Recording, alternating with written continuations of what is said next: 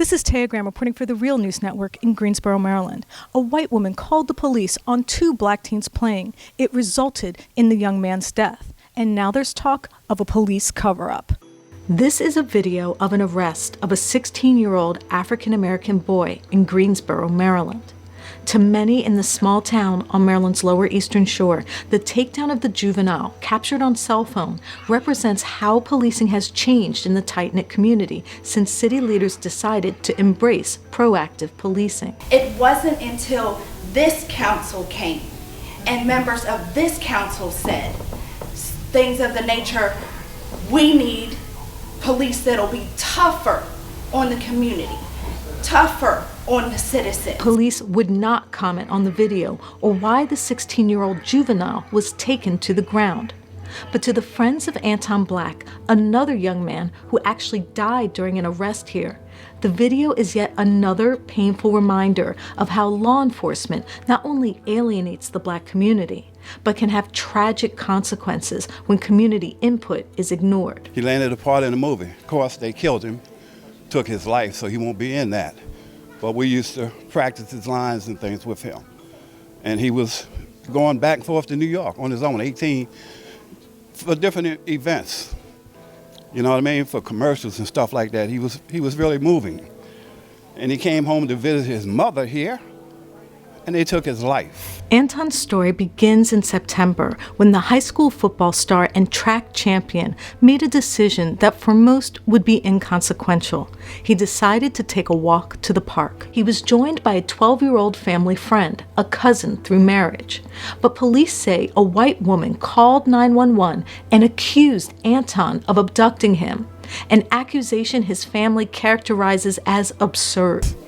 He's talking to a police officer. And his little friend, that is his cousin-in-law, because the boy's cousin is married to my daughter. We're all in the same family. They put out that he kidnapped somebody. The boy's father told me that the boy told him that he didn't kidnap me. Which they say is refuted by surveillance video that shows Anton and the boy approaching the patrol car, where he encounters Officer Tom Webster. Officer Webster says something, and then Anton ran. Police have not said why Anton ran, but his family thinks it may be in part because of Webster's controversial past. If you see the video, it's like it's 1930, and they're gonna lynch him for waving at a white woman. You understand what I'm saying? Webster resigned after he was caught on video kicking this man in the face, breaking his jaw. Many in the town oppose the hiring, and the community members say since his hiring, police have been confronting young black men. So it's gotten to the place really that I tell my grandson, don't be coming out at night. Now it makes me feel like that I'm back in the days down south when you're afraid to let your children, especially your black sons, walk from your house to the store. After his encounter with Webster, Anton ran home and locked himself in a family car. 3 white officers, 2 in plain clothes, chased him. When they arrived at his home, the family says instead of de-escalating, Officer Webster smashed the car window, then tased him and dragged him to the ground as he called for his mother, Janelle Black, who witnessed the struggle. When I heard him scream, "Mommy, help! Help me, Mommy!" When I walked out through the kitchen, I saw lights. So I turned around and I opened up the door, and all these officers was on top of him. And I asked, "What are you doing?" They said, we tried to detain him. He tried to kidnap a 12-year-old boy. She says an officer put Anton in a chokehold. Anton's mother watched as her son's face turned purple. He had Anton in a headlock. They kept trying to handcuff him. I saw Anton kick his legs, and I did say, "Keep still," but that was his last kick.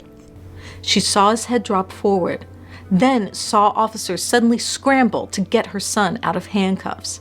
And I said, "He's turning blue." But that time, they had him up against the side of this doorway, and the one officer pulled the chair back. And when they pulled the chair back, Anton's head just dropped. But when I saw his head drop, I saw his face. She asked officers if she could accompany Anton to the hospital, but instead they locked her into the back of a patrol car. Finally, the ambulance came, and they had the machine, and they was trying to, get him to breathe, and I still asked again. I must have asked him about almost 10 times, was he under arrest? And each time, they told me no. And indignity only heightened when police told her Anton was dead. Pain made worse because the medical examiner's office has yet to release a cause of death. I was crying because I knew he was gone. His mother and sister, who spoke about the case, believe Anton was asphyxiated. His sister LaTanya viewed her brother's body and saw signs he was strangled. That night, I went to the hospital to visit Anton's body. And, they had him covered up from, I didn't even see his neck, from here down. And they told us that we couldn't touch him.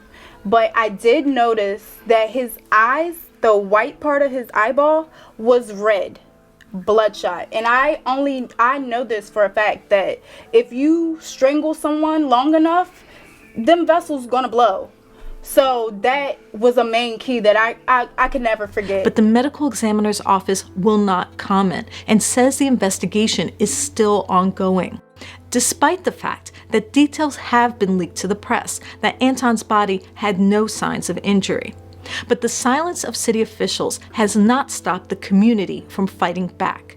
Last week, residents and relatives gathered to demand Officer Webster be put on administrative leave with pay.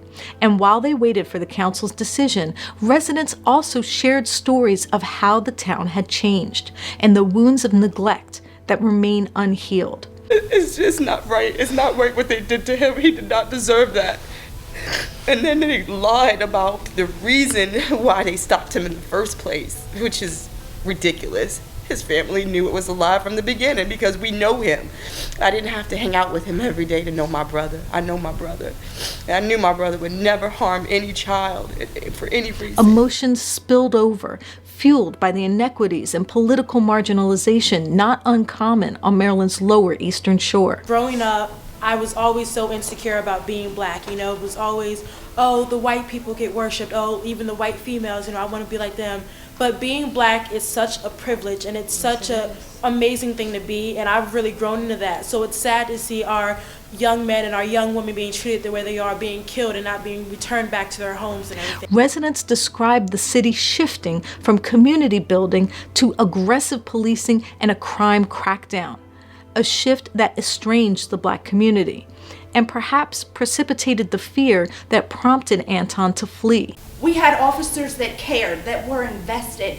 And if those officers were here on that day and they saw those two young men, knowing the history, knowing that they were friends, it would have never been misconceived to be what it was described as. Later, after the council voted to suspend the officer, the Real News asked the mayor if he regretted hiring Officer Webster.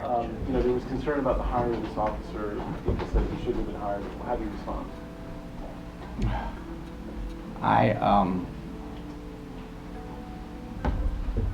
Webster is here, right? He was here. I'm not even going to bring that up. Okay. From what happened previously. He's here. We talked to the people. We got their demands. We answered their demands. And if the town had changed its policing strategy. Just one last question. There was a sense of policing kind of has changed and become more aggressive towards the African American community. How do you respond to that? Has police become more aggressive with the African American community, which precipitated this particular event? I don't agree with that. Okay. I don't at all. We also asked the police chief to explain why Anton was chased, and most importantly, when the findings of the investigation would be released. Today? What happened today to Anton Black? Oh, we can't say any of that. We're supposed to find out more information tomorrow. Okay. It's supposed to be released. Everything's supposed to be released. So when we do, everyone will get it. Are you going to release the body cam footage? I'm sure if the state's attorney and the rest of us say we can, we can. We wanted to do that from day one. Okay. So So you'll release it to the public? Yep. Okay, that's tomorrow? I'm not sure. We're meeting with people tomorrow. So, Chief, do you know where the origin of the story that he was dragging some kid? Do you know where that came from? I would advise not answering those questions. We also asked state police and Caroline County prosecutors who are leading the probe the status of the investigation. Both told us they were awaiting the autopsy from the Maryland State Medical Examiner's Office, a process that has dragged on for 4 months, which a spokesman for the office says has no specific end in sight. You know, there's definitely somebody behind this that's, you know, telling them to hold off. Just, you know, wait a little longer, you know. I feel like there is a lot of cover up. So for now, his mother and his sister grieve, but also demand justice and wonder how long it will take to hold police accountable for Anton's death, a young man whose life was full of promise. It kills me that they could do something like this and not feel remorseful about it. Like, they didn't come to my family and say, oh, you know, we're sorry for your loss, or none of that. We didn't get any of that. This is Taya Graham and Stephen Janis reporting for the Real News Network in Greensboro, Maryland.